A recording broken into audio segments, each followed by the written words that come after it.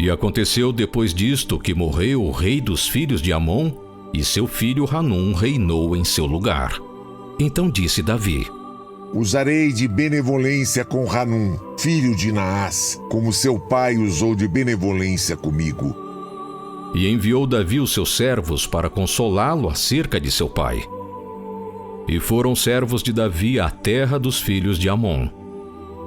Então disseram os príncipes dos filhos de Amon a seu senhor Hanum: Porventura honra Davi a teu pai aos teus olhos porque te enviou consoladores? Não te enviou antes Davi os seus servos para reconhecerem esta cidade, para espiá-la e para transtorná-la?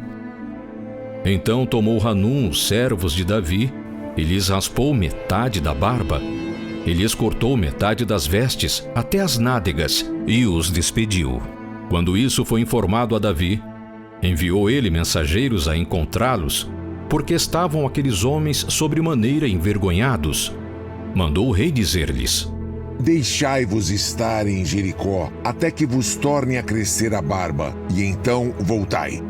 Vendo, pois, os filhos de Amon que se tinham feito abomináveis para com Davi, enviaram os filhos de Amon e alugaram dos sírios de Bet-Reobe e dos sírios de Zobá 20.000 homens de pé, e do rei de Maaca 1.000 homens, e dos homens de Tobi 12.000 homens.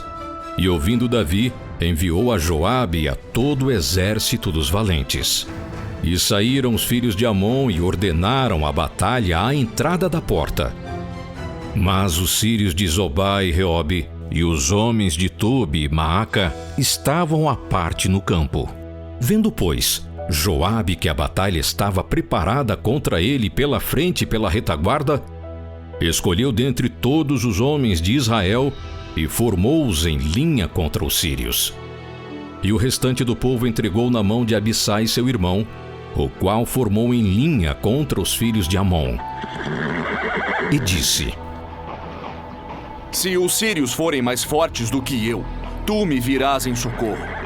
E se os filhos de Amon forem mais fortes do que tu, irei a socorrer-te. Esforça-te, pois, e esforcemo-nos pelo nosso povo e pelas cidades de nosso Deus, e faça o Senhor o que bem parecer aos seus olhos. Então se achegou Joabe e o povo que estava com ele a peleja contra os sírios, e fugiram de diante dele. E, vendo os filhos de Amon que os sírios fugiam, também eles fugiram de diante de Abissai, e entraram na cidade. E voltou Joabe dos filhos de Amon, e veio para Jerusalém.